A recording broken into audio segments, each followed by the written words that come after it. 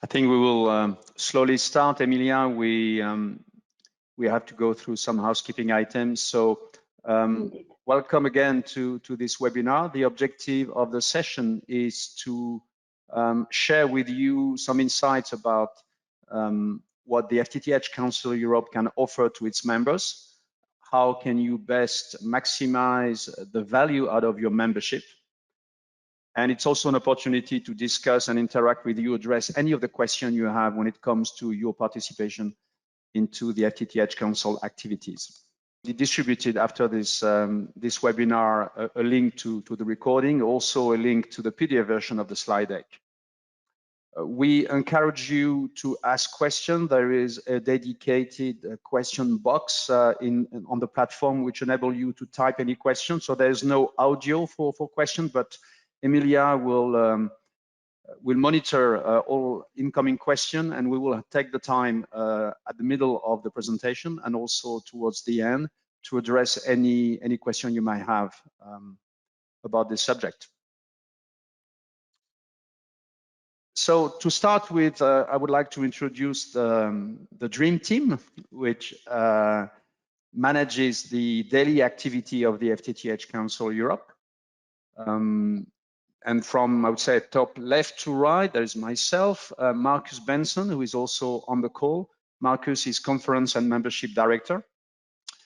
Arthur Alknis joined us a few months back. He's quite recent in the team and he's in charge of public affairs. Emilia, I guess, does not need any introduction. She's in charge of administration and relation with members, and she's definitely the go-to person for any practical question you might have with your membership. Michele is communication and digital marketing specialist. He's managing the website, is managing all of our communication, and is also a point of contact for anything related to your presence on the website and in multiple activities like a webinar, for example. And we don't have online today Harriet, but Harriet is also based in the UK. She's working with Marcus very closely on all event organizations. And before we actually enter into the core of the presentation, we would like to ask you to answer one question which you see on the screen. I guess the poll appearing on your screen. And we ask you to identify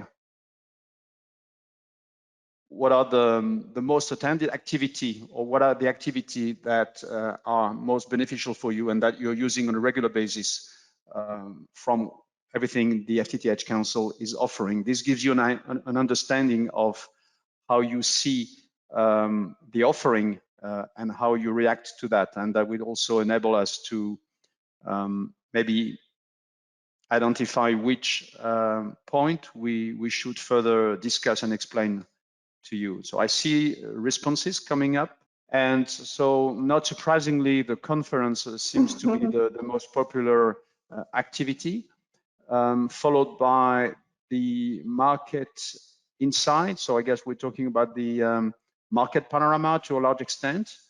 The FTTH newsletter,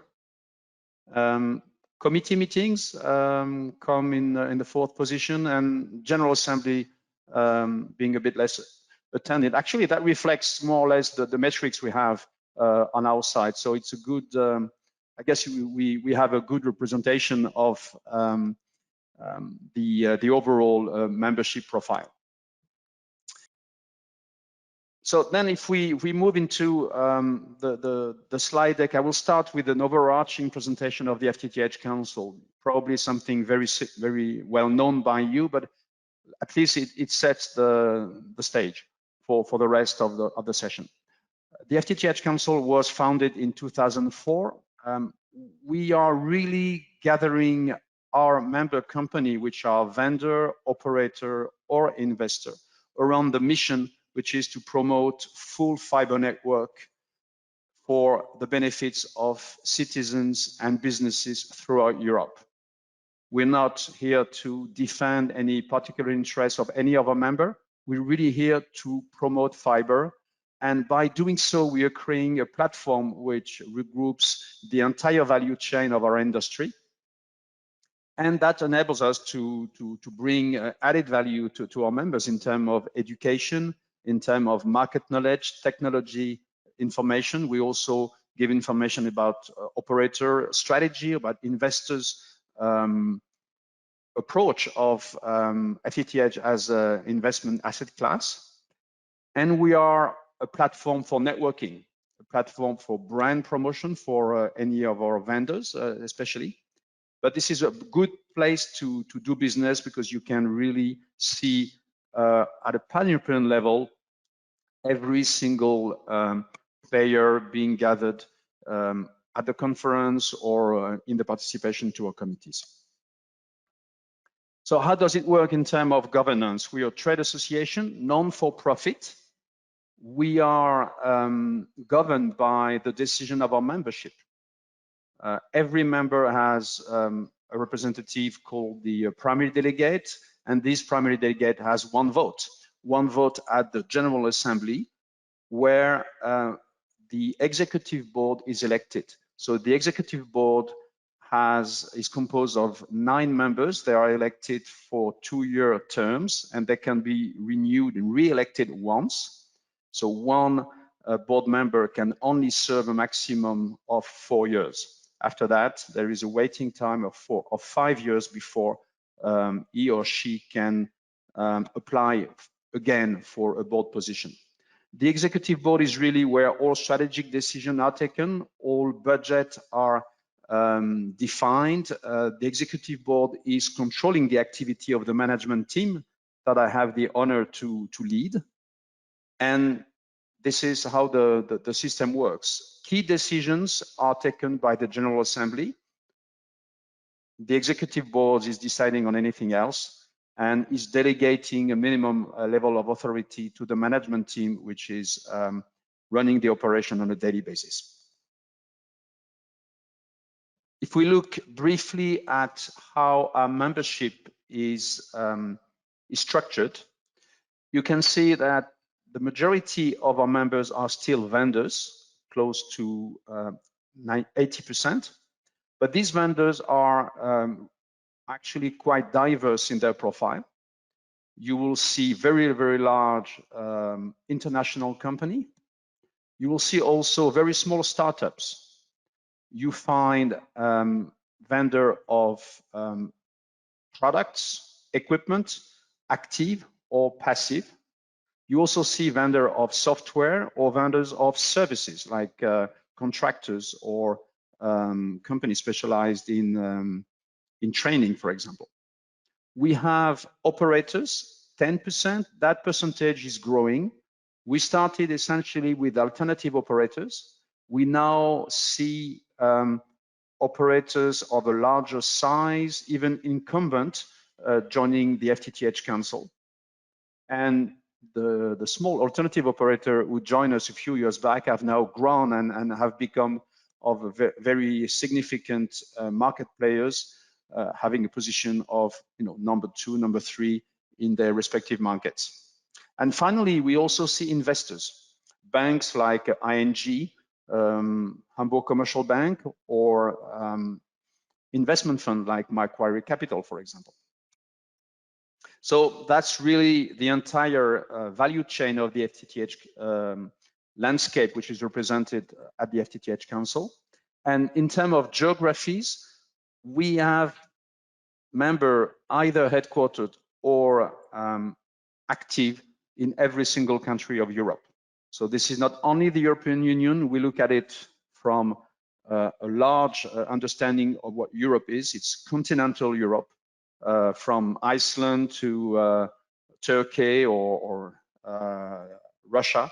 We are covering the entire territory. Of course, the core of our activity in terms of public policy and influence, corporate affairs, is going to be more centered around the European Union. because the EU has an extremely important role and influence even beyond its 27 members. But we are potentially interested in every territory.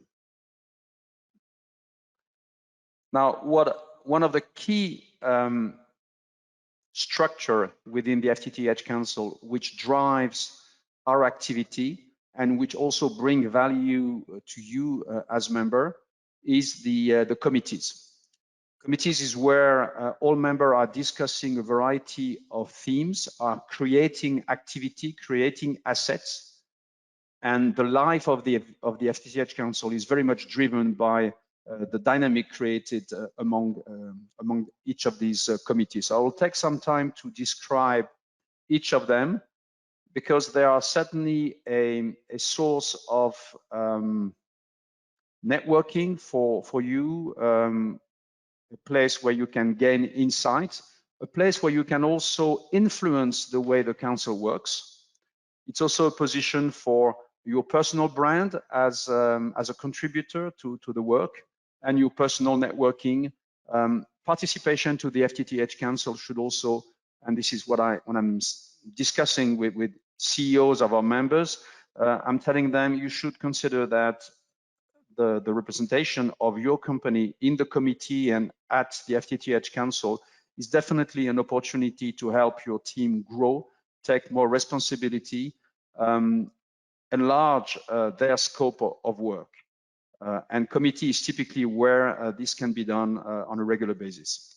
So the first committee is the Policy and Regulation Committee. I'm managing this committee as an acting chair.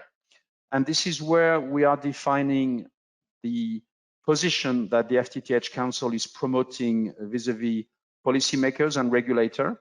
We are also at the receiving end of consultation coming from BEREC, coming from the European Union, and together with the support of a consultant, Tony Shortall, we are answering to most of these consultation, sharing with policymakers the views of the FTTH Council. If you go on our website, you will be able to read more in detail which are the key policies and the key position that we are defending. And participation to this committee is not limited to any company types. We have an important representation of operators, but investors are welcome as well as vendors. The Market Intelligence Committee is the place where we define and review the Market Panorama Survey, which has been going on for, I think, now 12 years, and which tracks the progresses of FTTH deployment and adoption throughout Europe. So it's an important work. This is a very interesting place where you can understand the dynamics taking place in the different markets across Europe. And participating to this committee is your opportunity to shape how this market panorama evolves, what is the scope of what we are surveying. The activity of the Market Intelligence Committee is not limited to the market panorama. We have ad hoc studies which are completing this recurring effort. And you can see on the slide that we have listed some of the study which were carried out in the past years. One on copper switch off. I think we had 2 of them on copper switch off. We had one focusing on fiber advertising and especially pointing out the need to avoid fake advertising. And we had one earlier on social economic impact of FTTH. So the committee chair is Stefano Fogli, is working at TREM. The investor committee is relatively new. It used to be called Business Model Committee. It's chaired by Tom Miller. Tom Miller works at Hamburg Commercial Bank, so it's perfectly placed to manage that discussion. We welcome operators, we welcome vendors, we welcome investors. We try in this committee to better understand what are the best way to increase investment in FTTH, and also how operators can really understand what investors are expecting from their investment. So it's a place of matchmaking between these two sides of the market. And we produced from this committee 2 years ago a very interesting guide which describes 8 successful business models, looking at 8 case studies throughout Europe. Deployment and operation. This is the home of technologists for access network. Currently chaired by Michael Timmers from Nokia. This technology-driven committee is here to promote a good understanding, a comprehensive and state-of-the-art understanding of all aspects of FTTH deployment, from planning to maintenance. We want to make sure that we share with the entire ecosystem our understanding of all technology and services which are available to operators. So the key publication is the FTTH Handbook. The latest version is 300 pages, very comprehensive Bible, which enables you to know everything about fiber. So if you're a vendor, participating to this committee is key to make sure that whatever solution or product you propose, that it is reflected in the handbook. And it's also a place to network with your peers and have holistic understanding of all technologies around fiber to the home deployment. This committee is also covering other subjects like the convergence study we had done lately, and which is now turned into a white paper. To what extent fiber and 5G backhaul could converge in the way they are deployed. And we also recently developed a white paper where we were comparing the different access network technology, and which not surprisingly concluded that fiber is the best one. But we did that through, I think, 11 criterion, trying to weight the benefits of each technology against this criterion. So it's a very documented white paper, which I encourage you to read. And of course, if you join the committee, you have the chance to contribute to that content, to suggest new content, so we keep on covering every angle which requires our attention when it comes to the technology for access network. So the Deployment and Operation Committee covers the fiber rollout until the doorstep of the home or the building. And we felt that there was a need to go one step further and really look at what happens inside the building or inside the apartment. And this is how the In-Home Broadband Excellence Committee was created. It's currently led by Martin Egmont, CTO at Genexis. And the objective is, again, to educate the ecosystem, educate service provider and operators about everything which is currently available to ensure a best-in-class customer experience. Increasingly, we bring 1 gigabit, sometimes 10 gigabit to the home. But ultimately, what is important is what the consumer sees on the iPad, on the TV, on the computer. And between those devices and the access network, very often you have Wi-Fi. Understanding how Wi-Fi works, understanding how what sort of services ISPs can bring to their client to optimize the use of Wi-Fi and ultimately the benefits of their FTTH subscription is at the core of the activity of this committee. So this is the author of the new Home Broadband Excellence Guide, which was presented last year or this year at the conference in Vienna.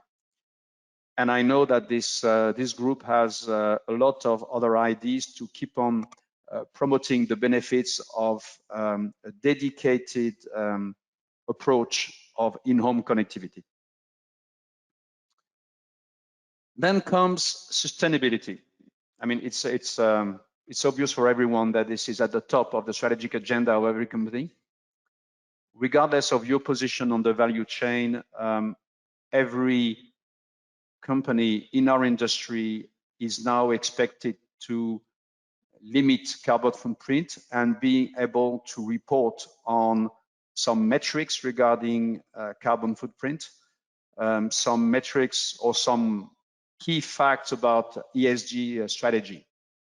And this is what the Sustainability Committee is all about. We started the discussion a year ago. We have set up a section on our website called Fiber for the Planet, where every company can report success stories or case studies which emphasize what they are doing in favor of the reduction of the carbon footprint of their activity.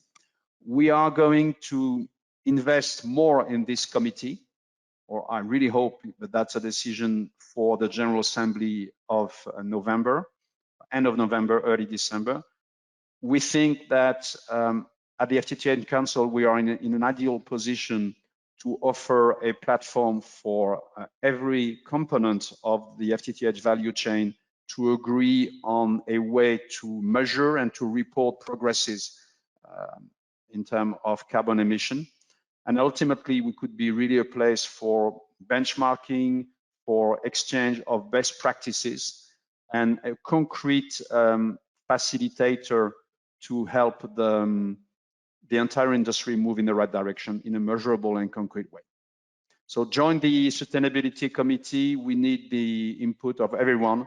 And I guess every single organization has something to do and something to say in that respect.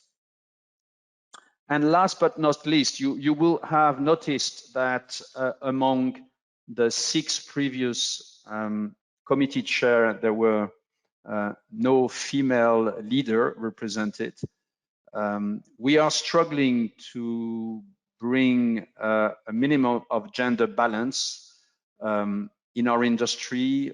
We try hard to invite, for example, our members to bring female representative at the conference, at the General Assembly, as participant to our committees. We think it's very important. The Women in Fiber Committee was created or relaunched, I should say, a year ago. It is now led by Christelle Sandstedt. She's VP Delivery and Professional Services at Packetfront, a software company in Sweden. The scope of Women in Fiber actually goes beyond the simple defense of or promotion of female participation in our industry. It includes, diversity in a large way, and also is a central element of all talents policy. And we know how crucial is nowadays in our industry the capacity that we have to attract talents. So Women in Fiber is very important. Once again, a bit like sustainability, we think that we are in a good position to facilitate those discussions and be a place where companies exchange best practices and try collectively to move the industry in the right direction.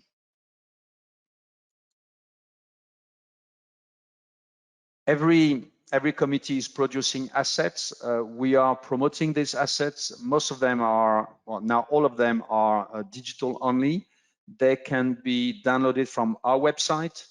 Some of them are monetized, but for our members, they are free. So you can download them for free from the member part of the website. And I think Emilia or Michele will explain that very concretely to you. So I hope I was not too long with this introduction.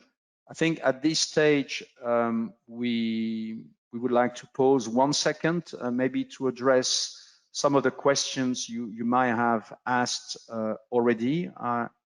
Look at the question box. It seems to be empty. Emilia, do we have any question you would like me to address now?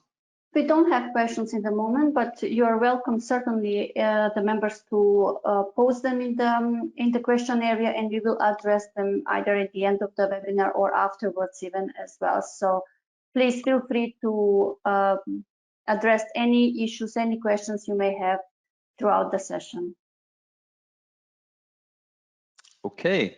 Well, thanks very much. Yes, please. We want this this session to be interactive. We've tried to cover everything in a relatively systematic way, but we're sure that there are some elements we did not specifically mention. So I think now I move to the next chapter, and Emilia, the floor is yours for membership engagement. Thank you, Vincent. My part of this presentation, if you can go on the next slide, please, it's very practical and very concrete, and how we can collaborate and bring your engagement and our engagement with you to the next level. It is very important to highlight that every organization needs to have a primary delegate appointed for us, because the primary delegate is the focal point. And every important information about events or decisions that need to be taken about the council is addressed to the primary delegate. So the primary delegate also has the right to exercise the vote on behalf of your organization as well. No other members from your organization can do so. So it's very important that the primary delegate knows and is informed about the responsibilities they carry as a primary delegate. Then we also, for example, have various requests from some organizations that are members, and we run this through the primary delegate as well, such as requests to access the member area of our website, and the primary delegate ultimately has to approve every request coming from your organization. And then also will help us to maintain the member metrics, and that is on the next slide. Recently, we started to create files which are dedicated to each member organization, and they are located on our SharePoint, and they're based online, and we share and give access to the primary delegate or another member of your company who can actually help us maintain this by giving us the information that we need. And this is on the next slide. For example, I will explain what information we are asking. So we would like to have our database updated with the latest information from your company. So not only about, there are sometimes change of company names that we are not aware, that it's not communicated to us on a properly timely manner. So in this matrix, it will allow you to populate this information, links from social media, for example, and other info that we can also use for our database internally only, and also to populate our database and our website. And on the website, we have the vision and what our global audience can see. But then if you go detailedly in the member area, it is actually more populated and more intimate setting where we can share more details if you have allowed us to do so, and this will allow your independent networking independently from us. It also allows us to populate our mailing list and the right information to reach the right people in your company as well. And if you go on the next slide, that explains the beneficial outcome if this membership matrix is populated properly from your side. So updated company and contact details can be presented on the website and on the database. And as I mentioned, it will allow networking independently from us, meaning that if you have given us a permission, we can publicly present your info within the member area only. And that means that other members can reach out to you to maybe ask information or just to network. You will also be receiving the latest news from our Fiber Horizon and Market Insights newsletters. some other updates that we are sharing to our members, and also to point out members for each committee that Vincent described previously and who can participate where. And if you go on the next slide, Vincent, please, then we will explain here that participation in the committee activities can be with an active involvement and in passive involvement. Participate in the meetings, you can contribute to the agenda, to the study, and to the reports, or you can just be on the passive side and receive updates and progress from the work our committees are doing. And further, maybe if I may, Emilia, what I would really recommend is that if you're interested in one committee, I would definitely recommend to have not only one participant from your company, but maybe one or two to ensure presence, so that you know, activity and participation doesn't fall only on the shoulder of one person. We definitely encourage. There's no limitation. So if say you really want to follow the activity of the Market Intelligence Committee, we understand that people sometimes don't have time to attend the meetings, but by registering, you know, 1, 2, 3 member, you ensure that you stay in touch with the activity of the committee. Yes, indeed.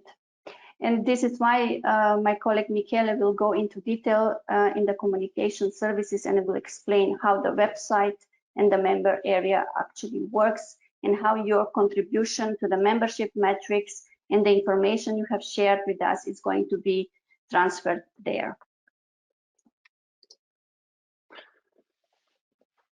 Thank you very much, Emilia, and good afternoon to everyone from my side as well. I'm just conscious of time, so exactly, thanks, Vincent. We go straight to the next slide. As you see here on screen, obviously there are a number of options for you to reach our audience by means of our communication channels, with the main objective, of course, of driving awareness and bring qualified traffic to your contents.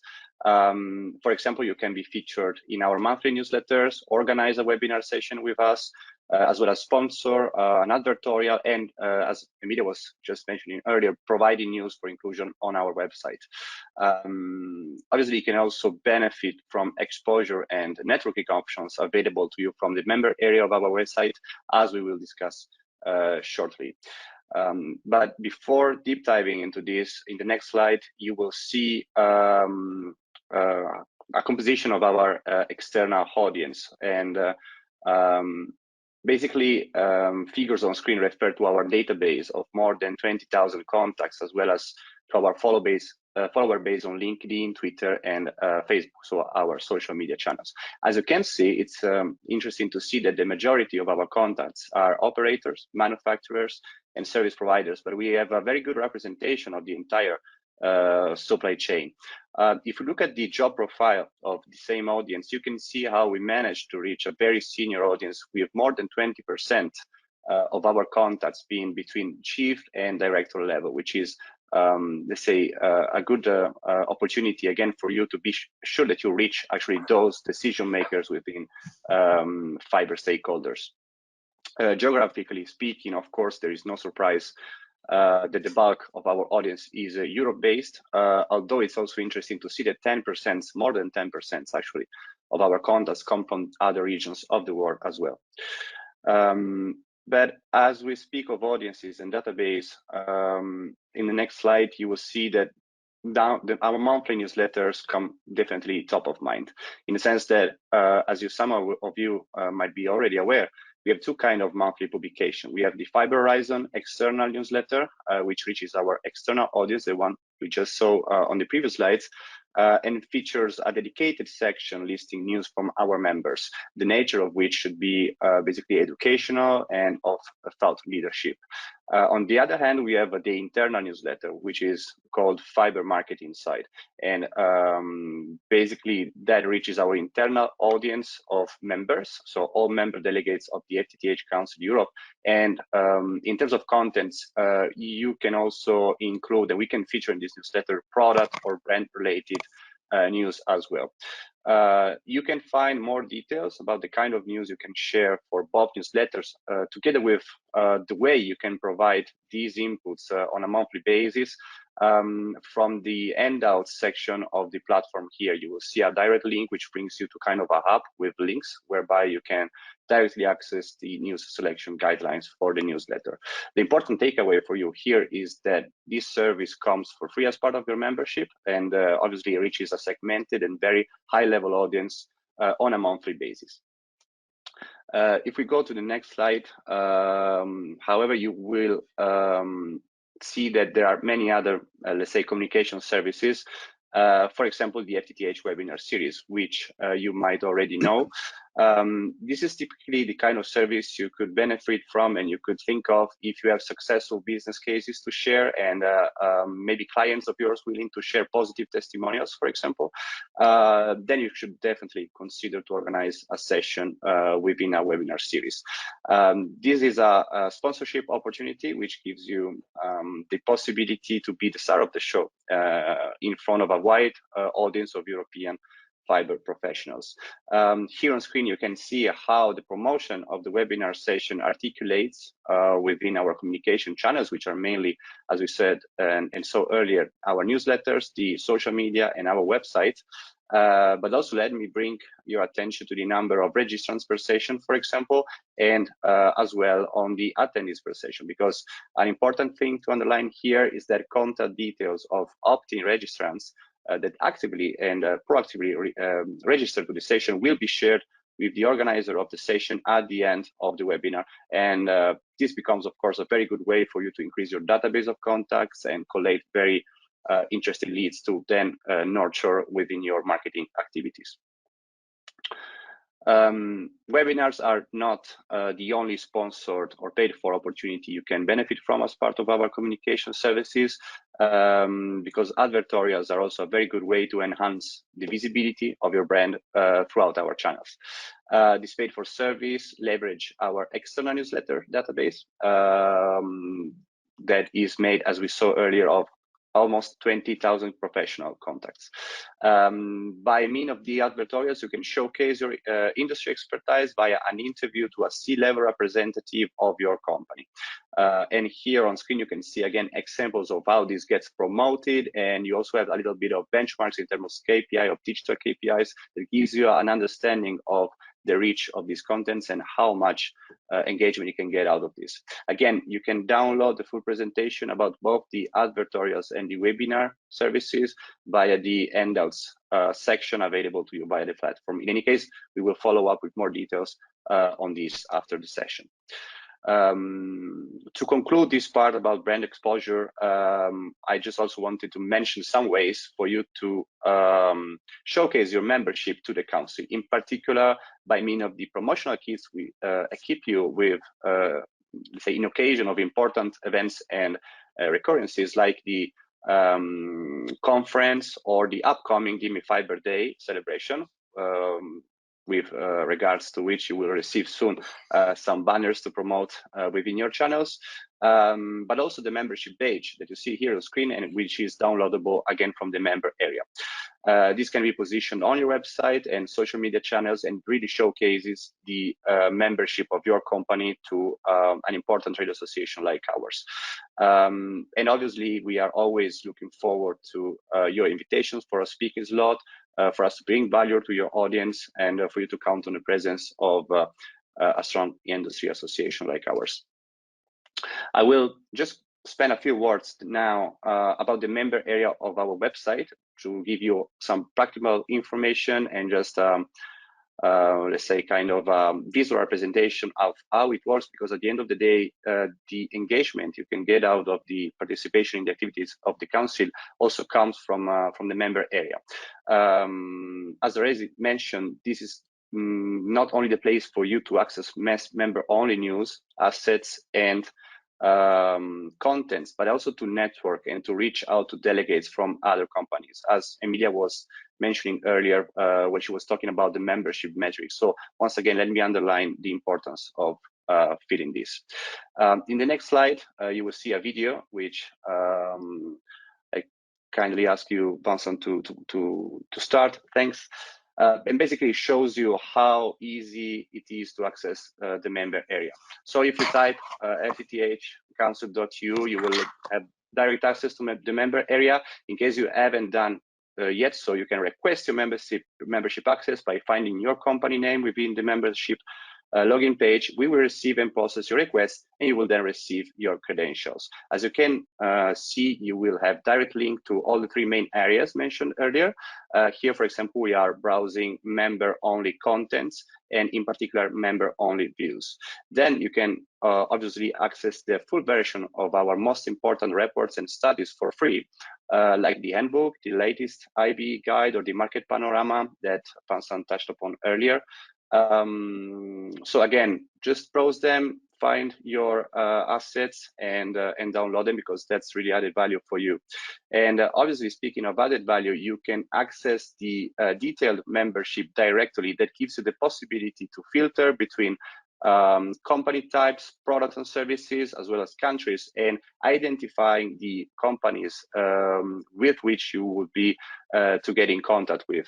And by clicking on them, you will see the, let's say, how the delegates are represented here. And here again is the result of completing and filling the membership matrix. It's really an easy way for you to get in touch, connect, and interact with other members. Obviously, in the same section, you have, say, a sum up of the main membership benefits, together with useful links for you to get more details about our sponsorship and communication opportunities. So thanks again very much, and obviously don't hesitate to raise questions on these via the question box, and I'm now happy to leave the floor, I guess, to Marcus for overview of the conference.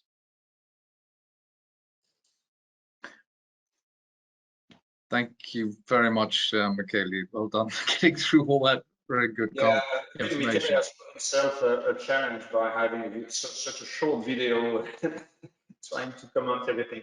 The FTTH conference, which has been running since 2004, and is the world's largest FTTH summit, larger than the US as well. The one thing I think is worth pointing out about the conference is it's arranged for the benefit of our members. It's unique in that respect. Unlike many other conferences which are run by commercial conference organizers, this conference is put on for you, the members, and the council as a whole. And it's worth remembering that you know, all the sponsorship funds, the monies that go into this benefit obviously directly the conference, but any surplus from the conference also is then obviously effectively reinvested into the council for the benefit of members. But as you know, it's a 3-day event made up of workshops, conference over 2 days, exhibition over 2 days, and various networking side events. And is, I think, just quickly run through the statistics. We know around 3,300 participants, 1,000 companies, 100 countries, 90% of representatives were from Europe in Vienna. They're also representing the key countries, UK and Germany. There's normally about 12 or 13% of representatives at the conference from UK and Germany. And 20% of our conference is C-level. It's a very high profile conference. 15% representatives, tier 1, tier 2 operators. Next slide, please. So 5 key opportunities from the conference: workshops, exhibition booths, meeting rooms, other sponsorship opportunities, and the exhibition theatre, which we introduced for the first time in Vienna earlier this year. Next slide, please, Vincent. One of the most valuable benefits of the conference is certainly the workshops, which are run on the first day of the conference. This will be the 18th of April. This year, we're actually moving to 90-minute sessions, interactive sessions, rather than the 180 minutes, 3-hour sessions that we normally run. There will still be the opportunity to run 3-hour sessions, but we will ask organizers to divide those into 2 very clear, separate 90-minute sessions. But they are a tremendous opportunity, and it's a free opportunity for members to apply to co-organize workshops with at least 2 other members. So these conference workshops must be organized by 3 members or we will consider 2 members and one of our partner organizations. So for instance, if you want to organize a workshop with, let's say, a Breco in Germany, that's leading telecoms association up there in Germany, and you want to organize a workshop with them, you can do so. So 3 members or 2 members and a partner. The workshop rooms we've got this time around, they are really good sized. They're ranging from about 160 to 250 square meters. So every single room, and I think we've got 7 workshop rooms available, will be able to take an audience capacity of 100 plus in per room in theatre style. One of the things which we would encourage you to do is to certainly use the marketing collateral that we will help produce for you to raise awareness of the workshops you're getting involved in and help promote the workshops to as wide an audience as possible. But these are probably one of the most valuable benefits that you have available as part of your membership benefits, giving you the opportunity to showcase your thought leadership and industry expertise. The only one thing I would point out as well on that's not actually mentioned on this slide is we circulated the call for workshops just recently. The application deadline for this is the 21st of November, so you've got a month to submit applications. And the first round of applications, we're only looking for the working title for the workshop, also a short abstract and a quick overview of what you're trying to achieve, and the 3 names of the 3 co-organizing companies. So please do take advantage of that, submit your applications. Applications are not automatically accepted, but we obviously do try to include as many workshops as possible from members. And this year we've got great flexibility with potentially up to 4 7s 28 separate 90-minute sessions. So please do take advantage of that. One other thing I'll just mention just very quickly is if you didn't receive the call for workshops communication, you might want to get in contact with Amelia and ask her to add you to the member list, because we have a separate member list for all these types of communications. So if you want to make sure that you receive all communications, marketing opportunities, etc., please do request to be added to the member list. Thank you. Next slide, please, Vincent. A very small picture of the exhibition hall, but again, obviously one of the greatest opportunities for members is the opportunity to sponsor an exhibit at the FTTH conference. We are strict about this, and we only allow exhibition booths to be sponsored by members, so it is a member benefit. We last conference for Vienna, we had, I think it was actually 125 exhibitors partners, and in fact already we have had a lot of sign up for this year's conference. All the platinum booths are already sold out, and the gold ones, I think in fact we're down to the last 2 gold exhibition booths, and then there are some silver and bronze obviously still available. So if you're interested in any of those, please get in contact with me today, and we can discuss what opportunities are available on that front. But broadly speaking, the sponsor packages obviously include the exhibition booth, the brand promotion, the package of free and then free conference passes, and also we offer the 50% discounted conference passes for you to buy and then use for your other team members or your customers and guests. We also will help you produce customized electronic banners for promotion, so please do take advantage of that. And we also do give you good visibility through all our marketing communication channels, through our direct email communications, through our website, and of course at the conference itself. As I say, 4 types of sponsor package: platinum, gold, silver, bronze. Gold starts at 27,500 euros. The bronze is at 9,750 euros, and the silver is 20,000 euros thereabouts. Next slide, please. Meeting rooms. exhibitor sponsors and other sponsors are able to book or rent meeting rooms from us. The actual meeting rooms available on the second 2 days of the conference. So for the actual conference and exhibition days, they are available. They come equipped already with Wi-Fi, video monitor, whiteboard, and various other things which allow you to go ahead immediately with your meetings. Typically, we have them laid up in or set up in boardroom style, or U style, so that you can have meetings with your clients and guests. The meeting rooms, we have a good number of meeting rooms available for Madrid.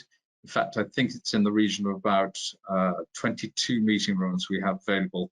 10 of those are immediately above the exhibition hall that we're going to be using for Madrid, and then another 12 of them are just opposite. There's a central sub-avenue, and they're just over the other side of the central avenue, but we've got plenty of meeting rooms available. The other thing to say is that this year, this is separate from the exhibitor sponsor meeting rooms. We are introducing a new executive meeting lounge for C-level representatives and VIPs. So for your CEOs, CIOs, CFOs, etc., and other VIPs such as speakers, we are creating a rather exclusive meeting area which will allow for a nice, relaxed environment to allow senior peers to engage with each other in a sort of informal style. So we'll have refreshments and drinks available in this executive meeting lounge.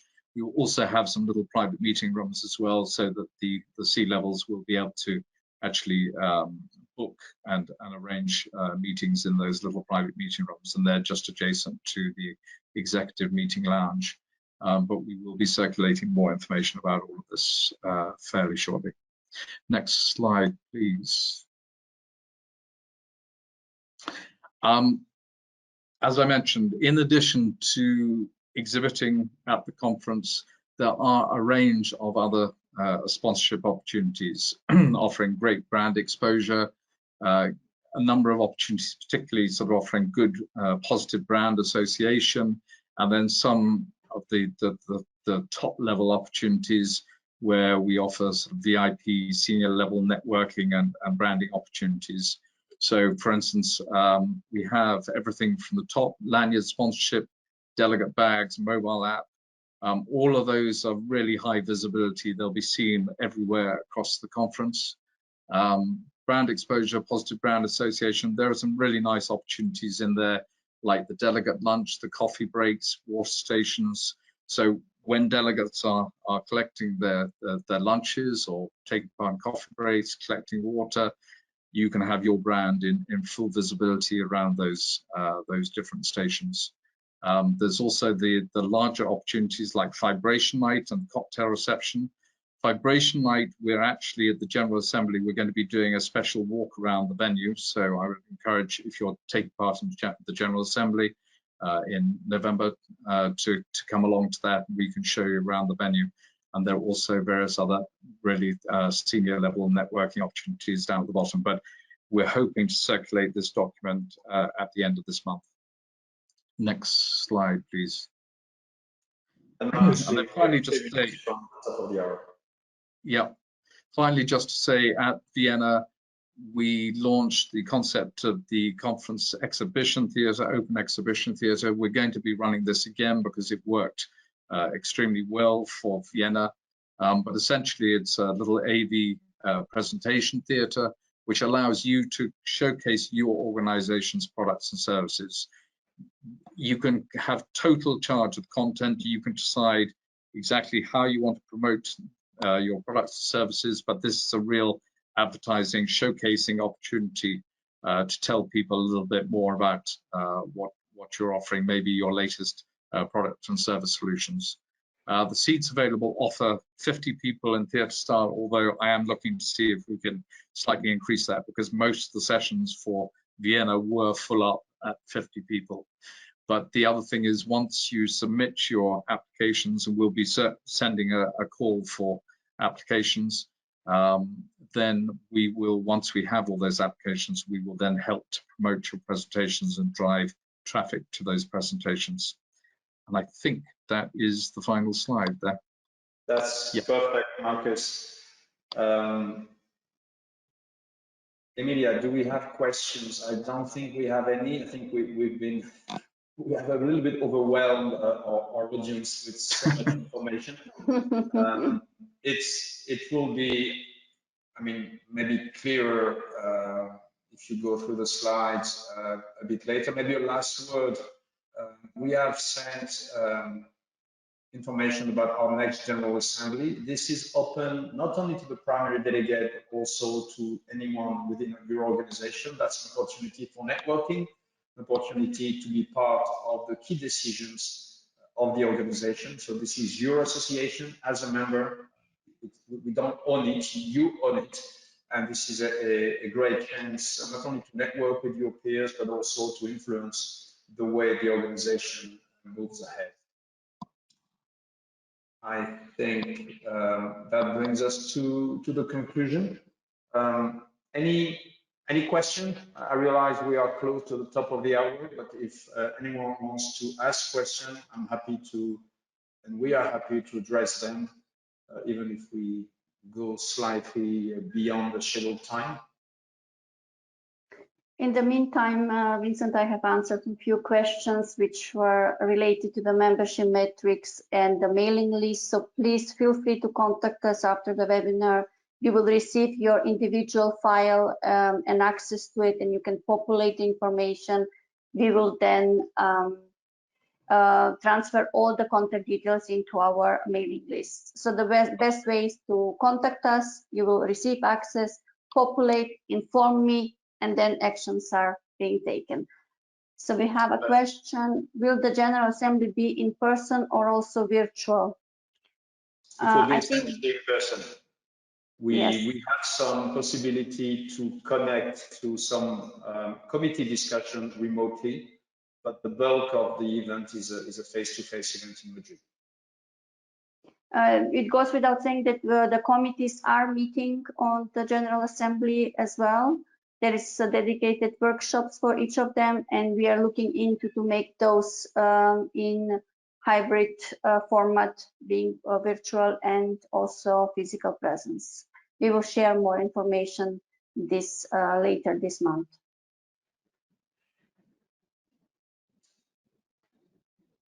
Okay, I think we will conclude here. I think it was obvious for everyone that the most important person to contact is Emilia Borches. So if you have any questions, just follow up with her, and she will forward your request to whoever needs to be involved as well. So thanks very much for your participation, for attending this call. And we all look forward to meeting you either at the General Assembly or at the conference or in any of the virtual events we organize moving forward. Thank you very much. Have a great day. Thank you.